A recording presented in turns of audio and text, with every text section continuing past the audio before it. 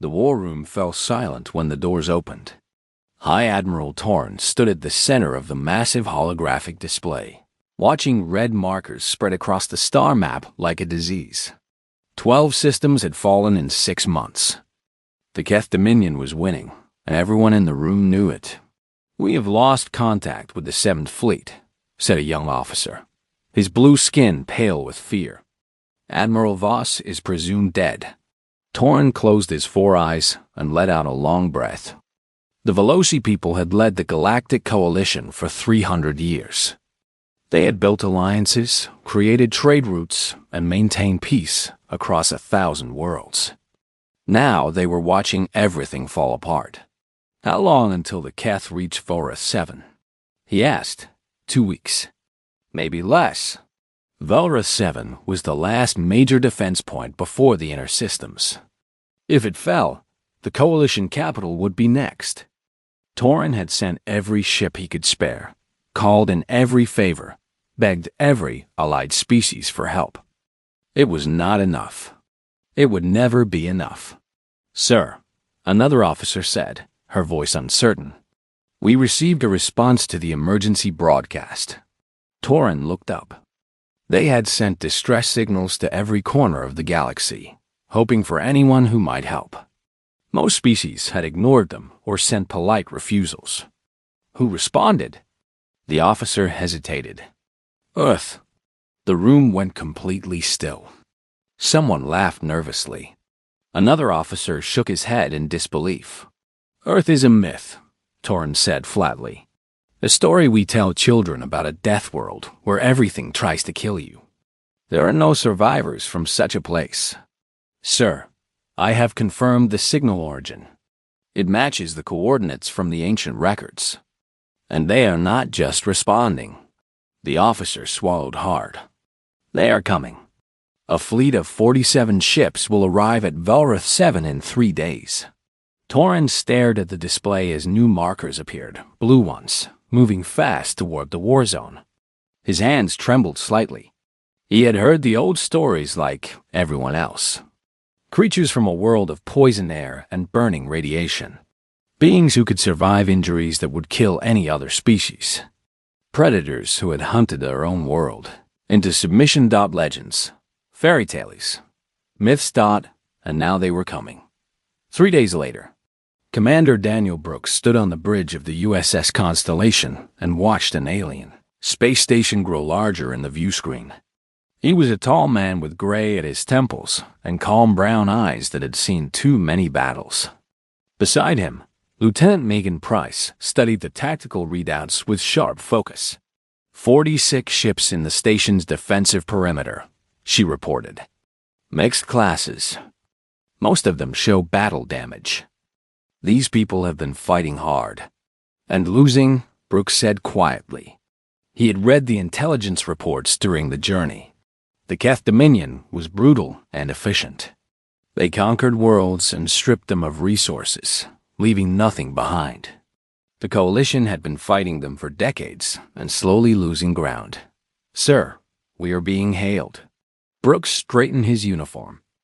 On screen, the image of High Admiral Tarn appeared. The alien was tall and thin, with 4 eyes arranged in a diamond pattern on a narrow face. His skin was deep blue, and he wore an elaborate uniform covered in medals. But Brooks noticed the exhaustion in those 4 eyes. This was a man who had not slept well in a very long time. "I am High Admiral Torren of the Galactic Coalition," the alien said. His voice was translated through the ship's systems, but the skepticism came through clearly. "You claim to be from Earth. I am Commander Daniel Brooks of the United Earth Fleet. We received your distress signal and came to help." Torren studied him for a long moment. Humans were supposed to be extinct. Or imaginary. The stories say your world is a death trap where nothing can survive. "The stories are exaggerated," Brooks said with a small smile. "Earth is difficult, but we managed. We have been isolated for a long time, rebuilding after some troubles of our own. But we heard your call, and we are here now." 47 ships, Torren said. "Against the Keth Dominion. You understand what you are facing? We read the reports. Reports do not capture the reality. The Keth have conquered species far more advanced than yours. They do not take prisoners. They do not negotiate. They simply destroy. Brooks nodded slowly. Then we better not let them. The human fleet docked at the station, and the next several hours became a blur of meetings, inspections, and barely hidden stares. Alien species of every shape and size watched the humans walk through the corridors. Some whispered and pointed. Others kept their distance, as if the humans might attack at any moment. Liaison Officer HFY was assigned to guide the human delegation. He was a small creature with large eyes and fur that changed color with his emotions. Right now, his fur was a nervous shade of yellow. "Commander Brooks," he said, walking quickly to keep up with the humans' long strides. "I must inform you that High Admiral Torren has assigned your fleet to the rear defensive positions." Lieutenant Price frowned. "The rear? We came here to fight, not to guard supply lines." "It is for your own protection," Kethville said, his fur shifting to orange. "The front lines are extremely dangerous. The Coalition cannot be responsible for what? For what?" Price asked. "For us getting hurt? For you dying needlessly. You are new to this conflict. The rear positions will allow you to observe and learn before engaging in serious combat." Brooks raised a hand to stop Price from arguing further. "We appreciate the Admiral's concern. We will take the positions assigned to us." Kethville's fur shifted to a relieved blue. "Thank you for understanding, Commander." As the liaison hurried away, Price turned to Brooks with frustration in her eyes. "Sir, they are putting us in the corner like children. They do not think we can fight." "I know. So why did you agree?" Brooks looked out a viewport at the distant stars. Somewhere out there, the Keth were preparing their next attack. Because arguing will not change their minds. Only actions will. When the time comes, we will show them what humans can do. And if the time does not come, if they keep us in the rear forever. Brooks smiled, but there was no humor in it. In war, the rear never stays safe for long. He was right.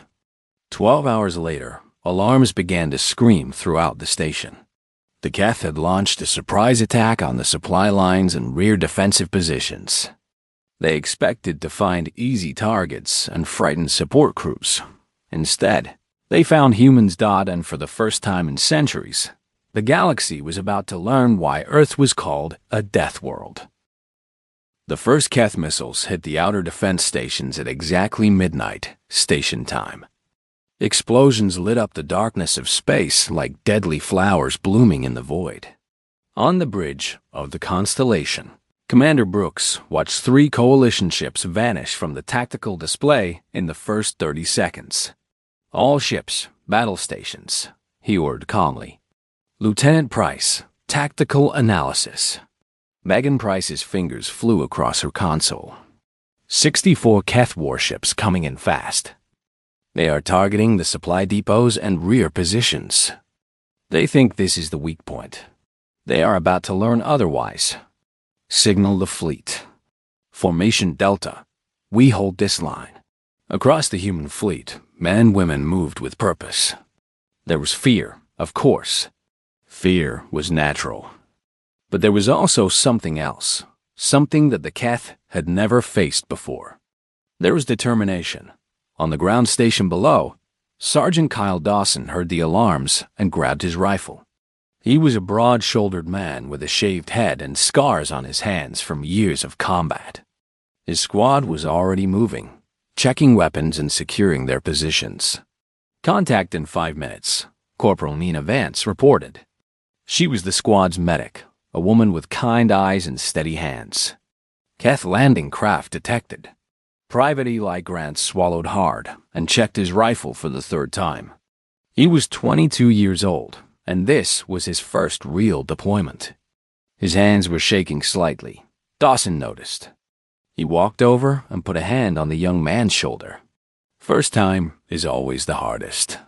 Stay with me. Follow orders. and you will be fine. What if I freeze up? You will not. You know why? Dawson looked him in the eyes. Because your squad is counting on you, and you will not let them down. Grant took a deep breath and nodded. The shaking stopped outside. The first Keth landing craft touched down on the station's outer platforms. The Keth were tall reptilian creatures with dark scales and 4 arms. Each arm carried a weapon. They moved fast and hit hard, and they had conquered dozens of worlds using the same tactics. They expected frightened supply clerks and panicked support staff. They expected an easy victory. They found Sergeant Dawson's squad waiting for them. The first wave of Keth came through the main corridor in a rush. Dawson let them get halfway before giving the order. Now, the humans opened fire. The corridor became a killing ground. Keth soldiers fell in heaps, their 4 arms reaching for weapons they would never fire. The survivors tried to retreat, but more humans had circled around to block their escape. In the command center, a coalition observer watched the battlefield with all 4 of his eyes wide open. "This is impossible," he whispered. Beside him, another officer shook his head. "They are not even wearing full armor. How are they moving so fast?" On the Constellation, Commander Brooks coordinated the space battle with the same calm efficiency. A Keth destroyer tried to break through the human formation. 2 frigates intercepted it, their weapons firing in perfect coordination. The destroyer exploded, and the frigates were already moving to their next target. "Their formation is breaking," Lieutenant Price reported with satisfaction. "They did not expect resistance like this. Keep pushing. Do not let them regroup." On the station, the Keth sent a second wave. This one was larger, with heavy weapons and armored vehicles. They punched through the outer defenses and pushed toward the central hub. Coalition forces began to fall back, overwhelmed by the assault. But the humans did not fall back. Dawson's squad held a choke point where 3 corridors met. It was the only path to the civilian shelters where hundreds of coalition families were hiding. If the Keth got through, those people would die. "Hold the line," Dawson shouted over the chaos of battle. "Nobody gets past us." Corporal Vance took a hit to her shoulder but kept fighting. Private Grant found himself alone at a side entrance when a group of Keth tried to flank them. He should have been terrified. He should have frozen. Instead, he thought about the children in the shelter behind him. He held that entrance for 11 minutes, alone. When reinforcements finally arrived, they found him standing over a pile of Keth bodies. His rifle overheated and his hands burned from the barrel. "Private," Dawson said, staring at the carnage. "What the hell happened here?" Grant looked at him with exhausted eyes. "They tried to get through. I stopped them." News of the battle spread through the coalition forces like wildfire. They watched the recordings of humans fighting without retreat, without surrender. They saw Corporal Vance treating wounded coalition soldiers with the same care she gave her own people. They saw Private Grant's impossible stand on his command ship.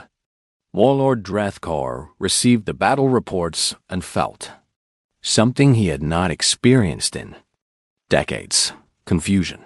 His forearms gripped the armrests of his throne as he read the casualty figures. Again and again. "This is wrong," he growled. "These numbers cannot be right." "They are confirmed, Warlord," his adjutant said nervously.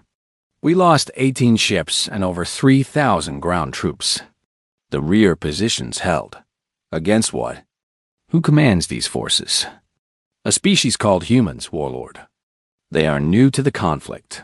Drethkor's eyes narrowed. "New? They fight like demons. Our soldiers report that the humans do not break under pressure. They adapt to every tactic we use. And they seem to ignore injuries that should kill them." The Warlord stood slowly. He had conquered 12 systems in 6 months. He had crushed every species that stood against him. He had never lost a battle so badly. "Find out everything about these humans," he ordered.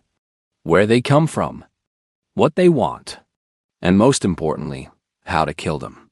Back on the Coalition station, High Admiral Torrin requested a private meeting with Commander Brooks. They met in a small observation room overlooking the stars. "I owe you an apology," Torrin said quietly. "I put your forces in the rear because I thought you would be a liability. I thought you would panic and make things worse." Brooks nodded. "We understand. We were strangers with a strange reputation." "No, you do not understand." Torrin turned to face him, all four eyes intense. "I have fought the Keth for 30 years. I have watched them destroy everything I love. And in one battle, your people did what no one else has done. You made them retreat. We just held our ground. That is exactly my point. No one holds their ground against the Keth.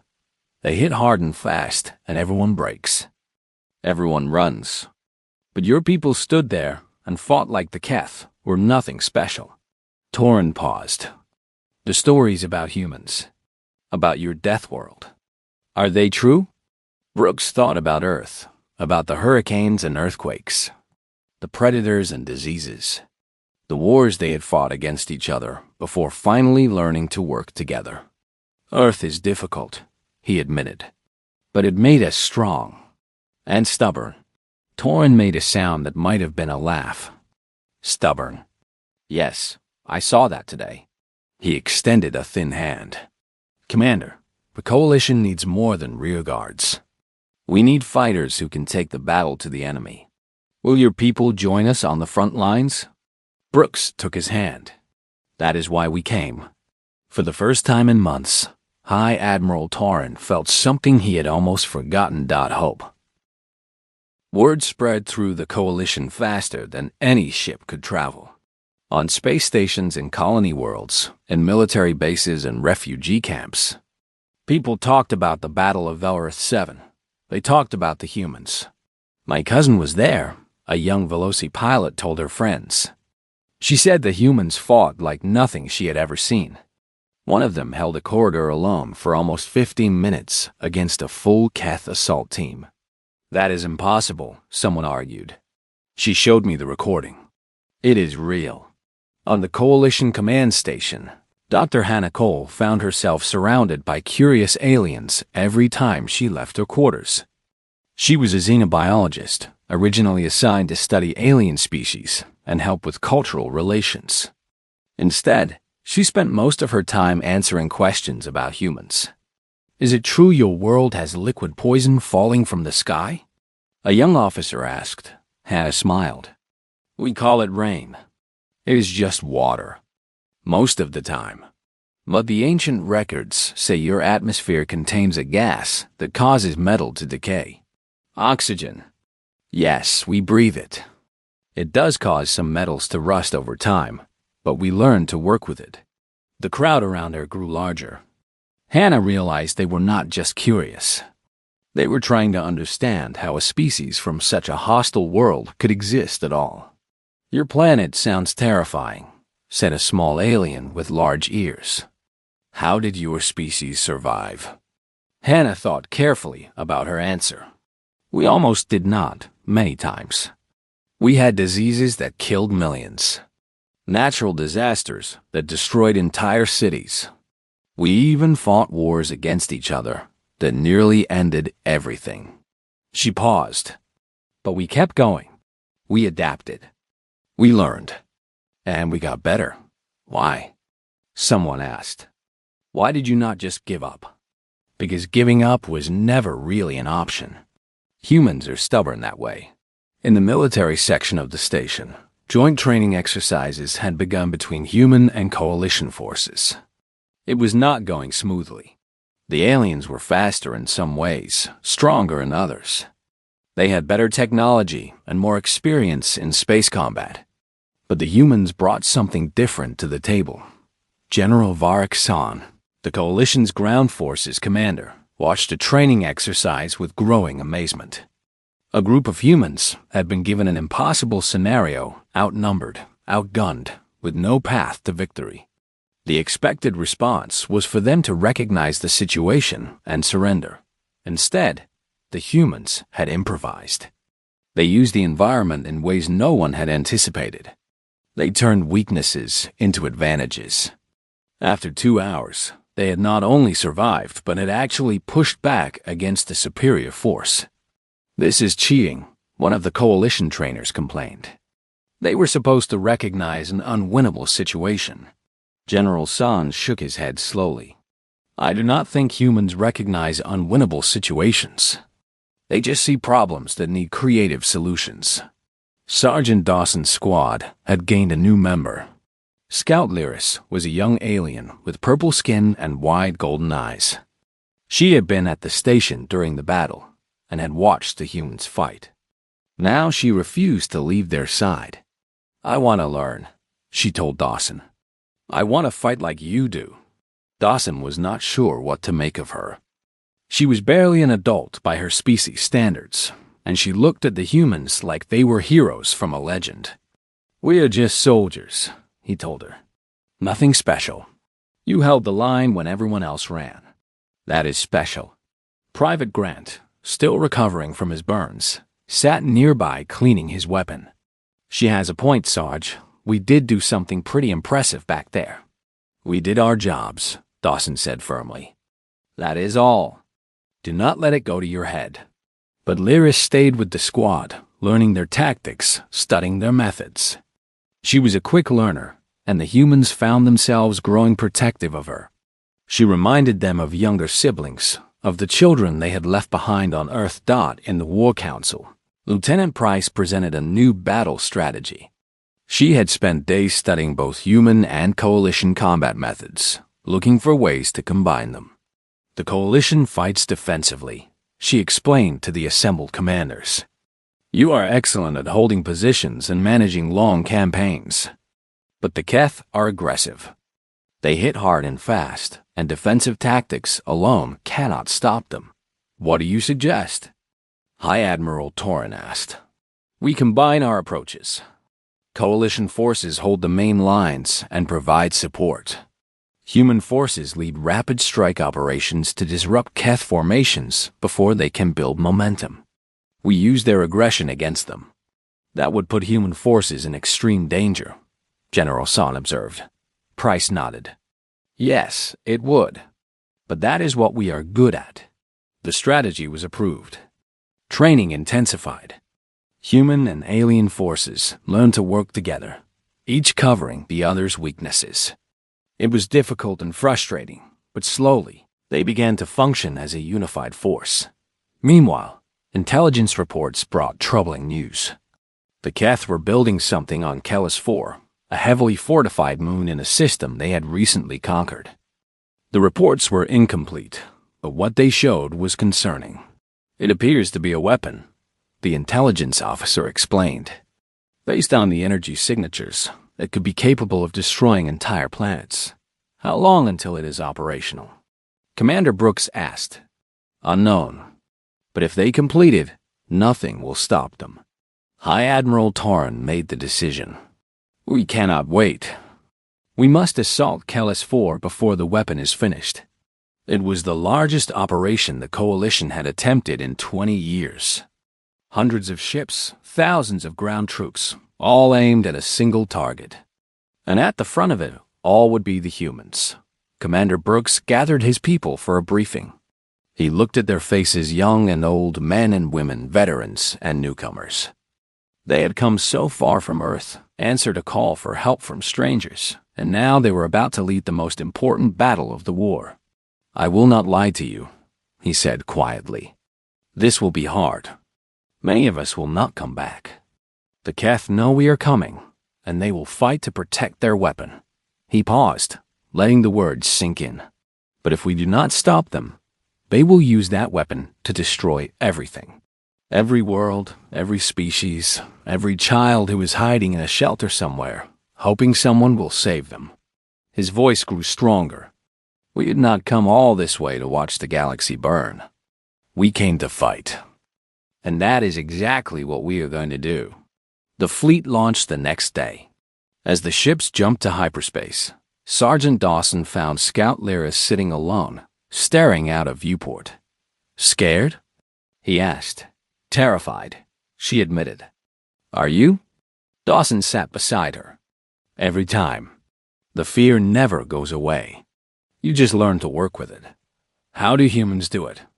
How do you keep fighting when everything seems hopeless? Dawson thought about the question.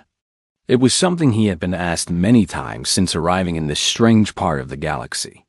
We do not fight because we think we will win, he said finally. We fight because giving up feels worse than losing. And sometimes, if you refuse to quit long enough, you find a way to win after all. Lyris nodded slowly. I think I understand. Good, because we are going to need everyone at their best for what comes next. The fleet dropped out of hyperspace above Kellis 4. Below them, the Keth Dominion waited with everything they had. The battle for the galaxy was about to begin. The space above Kellis 4 erupted into chaos. Coalition ships poured out of hyperspace in wave after wave, their weapons already firing. The Keth defense fleet moved to intercept, and within seconds, the void was filled with explosions, debris, and death. Commander Brooks stood at the center of his bridge, watching the tactical display as it tracked hundreds of ships across the battlefield. Red and blue markers danced around each other in a deadly pattern. Keth carrier at bearing 270, Lieutenant Price reported. It is launching fighters. Task Force 7, intercept those fighters. Do not let them reach the troop transports. The human frigates broke formation and surged toward the enemy carrier. It was a dangerous move that left gaps in the main battle line. But Brooks knew they could not win this battle by playing it safe. On the Keth command ship, Warlord Drethkor watched the human tactics with growing interest. He had studied the humans since their first encounter. He had learned about their death world, their history of endless conflict, their impossible endurance. And he had prepared. The humans are aggressive, he observed. They take risks no other species would consider. Shall we exploit their gaps, Warlord? His adjutant asked. Not yet. Let them commit their forces. Then we will crush them. In the transport ships descending toward Kellis 4, Sergeant Dawson checked his squad's equipment one final time. The plan was simple but dangerous. They would land near the planetary shield generator and fight their way inside. Once the shield was down, the fleet could provide air support for the main ground assault. 90 seconds to landing, the pilot announced. Corporal Vance finished strapping on her medical kit. Her shoulder still ached from the wound she had taken at Vara 7, but she had refused to stay behind. Feels like old times, she said with a grim smile. Private Grant sat quietly, his burned hands now wrapped in thin protective gloves. He had not spoken much since the last battle, but when Dawson looked at him, he saw something different in the young man's eyes. The fear was still there, but it was controlled now. Focus. Scout Lyris was the most nervous. This was her first real combat operation. Her purple skin had gone pale, and her golden eyes were wide. But she held her weapon correctly and kept her breathing steady. Remember your training, Dawson told her. Stay close to Vance. Watch your corners. And if things get bad, do not hesitate. Hesitation will get you killed. Lyris nodded quickly. I understand, Sergeant. The transport shuddered as it entered the atmosphere. Anti-aircraft fire erupted around them, filling the sky with deadly light. 2 transports on their left took direct hits and tumbled toward the ground in flames. Brace for impact landing. They hit hard. The ramp dropped, and Dawson was moving before his feet touched solid ground. Go, go, go! The landing zone was a nightmare. Keth soldiers were everywhere, their weapons filling the air with plasma fire. Coalition troops poured out of their transports, some falling before they could take 3 steps. The noise was incredible screaming, explosions, the constant crack of weapons fire. Dawson's squad pushed forward, moving from cover to cover. The shield generator loomed in the distance, a massive structure surrounded by fortified walls and defensive towers. Between them and the objective lay half a kilometer of hell. Contact left, Grant shouted. A group of Keth had flanked their position. Grant and Vance turned to engage while Dawson and Lyris pushed forward. The squad worked together like a machine, each member knowing exactly where the others would be in space. The battle was not going well. The Keth had more ships than intelligence had reported, and they were fighting with desperate fury. Coalition cruisers were taking heavy damage, and the human fleet was spread thin trying to cover too many sectors. Lieutenant Price spotted the problem immediately. 3 Keth destroyers are breaking through on the starboard flank. If they reach the troop transports, we lose our ground forces. Brooks studied the display.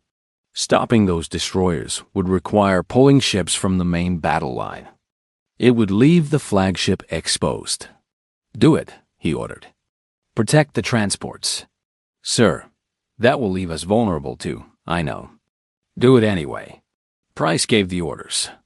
Human frigates peeled away from the flagship's escort and raced toward the destroyers. The Constellation was left with minimal protection, exactly as Warlord Drethkor had planned. Now, the Warlord ordered, all weapons on the human flagship. Destroy it. On the ground, Dawson's squad reached the outer wall of the shield complex. They had lost 2 soldiers on the approach, and everyone else had minor wounds. The wall was 3 meters high and supposedly impenetrable. We need another way in, Vance said. Grant studied the wall, then looked at the maintenance hatch near its base. There. That leads to the cooling systems. We can get inside through the ventilation network. How do you know that? Dawson asked. I read the intelligence reports. All of them. 3 times. Dawson almost smiled. Good work, Private. Lead the way. They crawled through dark tunnels that smelled of chemicals and heat. Lyris was terrified of the enclosed space, but she kept moving, her fear pushed down by sheer willpower. After what felt like hours, but was probably only minutes, they emerged inside the shield complex. The generator chamber was massive. The shield generator itself rose from the center of the room like a metal tower, humming with energy. And between them and the generator stood Warlord Drethkor himself, surrounded by 50 of his best soldiers. Humans, the Warlord said, his voice echoing in the chamber. I knew you would come here. You are predictable in your bravery. Dawson raised his weapon. Stand down. We are taking this generator offline. Drethkor laughed. It was a cold, terrible sound. There are 5 of you and 50 of us. You cannot win. Then we will die trying. But we will take as many of you with us as we can. The Warlord tilted his massive head. Why throw away your lives? The shield will fall eventually. Others will come to finish what you started. Your deaths accomplish nothing. Dawson did not lower his weapon. Maybe, but those others will have a better chance because we did not quit. That is how humans fight. We are not links in a chain. We are the whole chain. And every link matters. Fascinating. And foolish. Drethkor raised one of his 4 arms. Killed him. The squad scattered as plasma fire filled the chamber. Dawson dove behind a control panel, returning fire as he moved. Vance pulled a wounded Lyris to cover, her hands already working to stop the bleeding from a wound on the alien's leg. Grant stood in the open for 3 full seconds, his weapon cutting down 4 Keth soldiers before a blast knocked him off his feet in space. The Constellation was taking heavy damage. Fires burned on 3 decks. The weapon systems were failing. Commander Brooks stood on his damaged bridge, watching his ship die around him. Sir, a dying officer gasped. The destroyers. Our frigates stopped them. The transports are safe. Brooks nodded. They had done their job. But the flagship was finished. All hands, abandon ship, he ordered quietly. Then he turned to Lieutenant Price. Get to the secondary command vessel. Keep the fleet together. Sir, come with me. Someone has to coordinate the evacuation. Go. That is an order. Price hesitated, then saluted and ran for the escape pods. Brooks turned back to his display, Watching the battle continue even as his ship broke apart around him. In the shield complex, Dawson made a decision. They could not win this fight, but they could still complete the mission. Grant, Vance, Lyris, fall back to the exit. I will cover you. Sergeant, no, Lyris shouted. That is an order. Tell the fleet the shield is going down. Tell them. He did not get to finish. An explosion rocked the chamber, and everything went white. When the smoke cleared, Dawson was lying on the ground, bleeding from wounds he could not count. Drethker stood over him, one foot on his chest. Brave, the warlord admitted. But futile. Dawson looked up at him and smiled through bloody teeth. Check. Your generator. Drethker turned. The control panel that Dawson had been hiding behind was destroyed, and the shield generator was sparking, its power levels dropping rapidly. No, the warlord breathed. The shield fell. Above Kellis 4, Coalition forces saw the barrier vanish, and they began to push through. Dawson closed his eyes. He had done his job. Now it was up to everyone else. Sergeant Dawson opened his eyes to pain. His whole body burned, and he could not feel his left arm. The ceiling above him was filled with smoke, and somewhere in the distance, he could hear weapons fire. He is awake. Corporal Vance's face appeared above him. Her cheek was cut, and her uniform was torn, but she was alive. Sergeant, can you hear me? Status, he croaked. You have been shot 4 times. You have a concussion, and I am pretty sure your left shoulder is broken. You should be dead. The mission? Vance smiled through her exhaustion. Shield is down. Fleet is pushing through. We just need to hold out until reinforcements arrive. Dawson tried to sit up and immediately regretted it. The pain was incredible, but he had been through worse. Earth taught its children to endure. Where are we? Still in the generator complex. The exit is blocked. We are trapped in a side room with about 30 Keth between us and freedom. She hesitated. Grant is hurt bad. Lyris is watching the door. We have maybe 20 minutes of ammunition left. 20 minutes. Dawson processed the information. Not enough. Not nearly enough. Help me up. Sergeant, that is an order. Vance helped him to his feet. The world spun for a moment, then steadied. Dawson grabbed a rifle with his good arm and checked the ammunition. Half a magazine.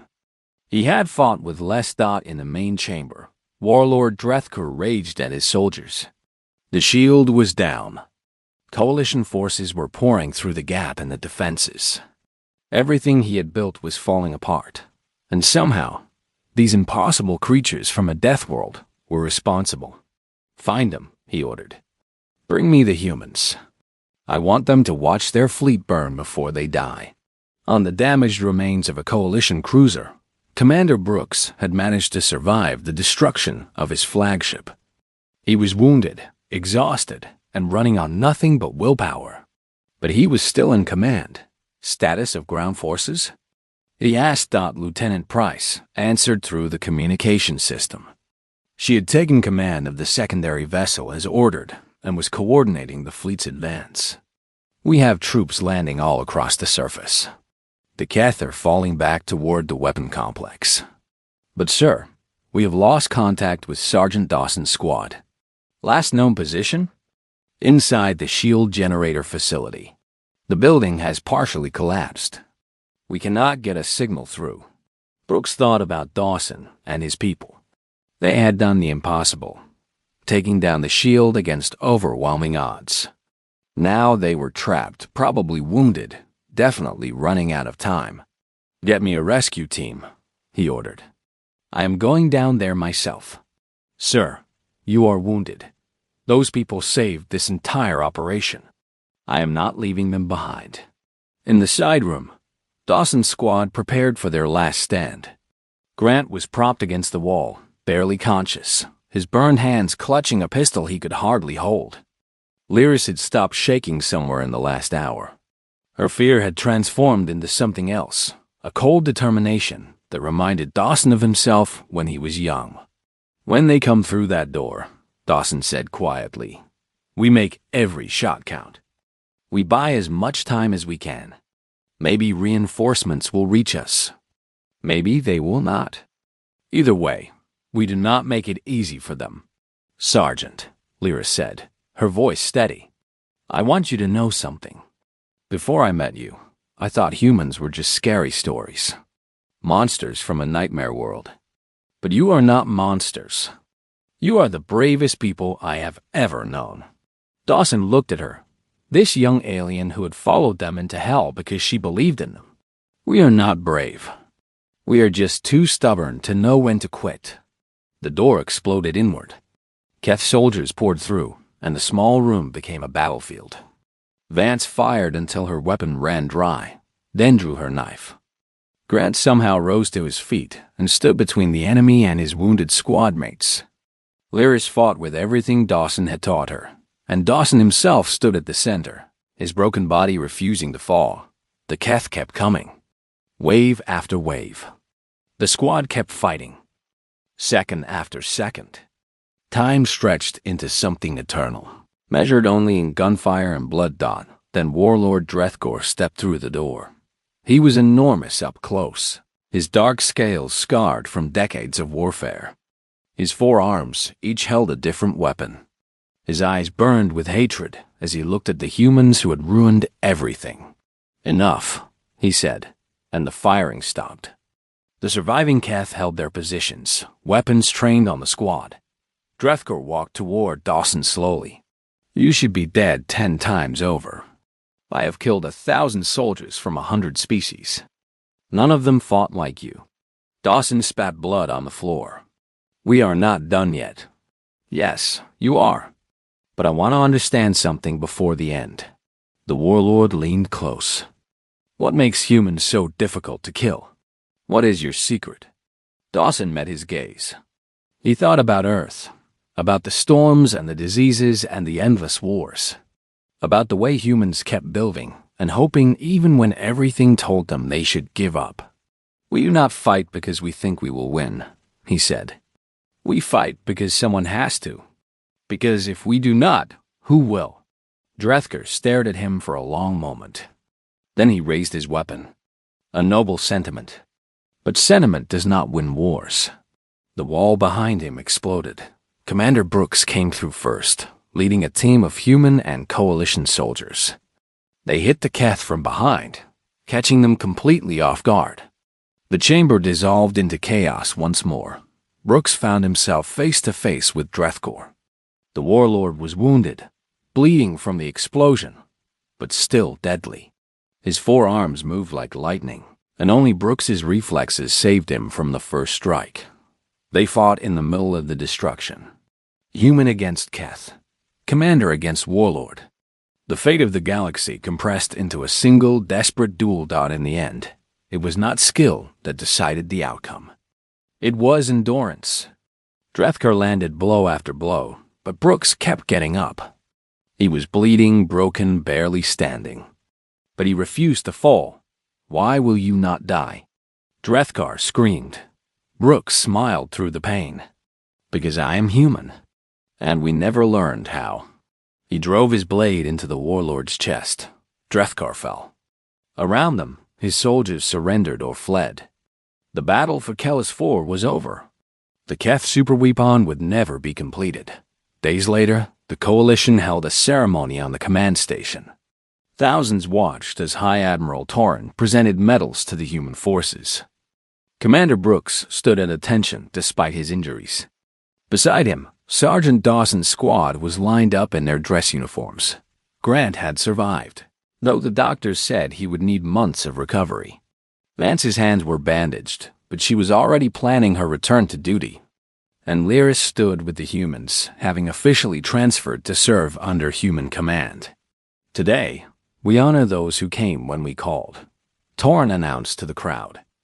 They were strangers from a distant world. A world so harsh that we believed no one could survive there. We thought they were legends, myths, impossible.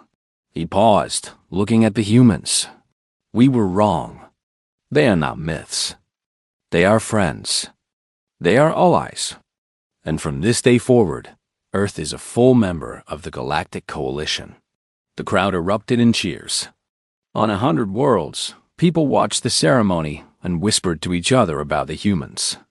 The stories spread, but they were different now. No longer tales of monsters from a death world. Instead, they were stories of courage, sacrifice, and friendship.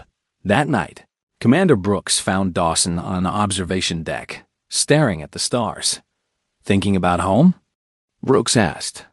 "Thinking about the ones we lost." And wondering if it was worth it, Brooks stood beside him. It was. Because of what we did here, millions of people will live who would have died. Whole worlds will survive. That is worth something. I know. It just costs so much. It always does. Brooks put a hand on his shoulder. But that is why we fight. So the cost means something. So the sacrifice is not wasted. Dawson nodded slowly. What happens now? Now, we rebuild. We train. We prepare for whatever comes next. The Keth are weakened, but they are not gone. And there are other threats out there. The galaxy is a big place, and Earth is part of it now. Yes, we are. Brooks smiled. The legends came to life. And now everyone knows what humans can do when we fight for something we believe in. Far across the galaxy, children on a dozen worlds heard a new bedtime story. Their parents told them about the humans, the strange creatures from a death world, who had seemed so frightening in the old tales. But now the stories were different. Now they told of humans who came when called, who fought when others ran, who stood in the darkness and refused to fall. The galaxy had believed humans were legends, monsters from a nightmare world best forgotten. They learned the truth was far more remarkable. Humans were simply people who never learned how to give up, and sometimes that made all the difference.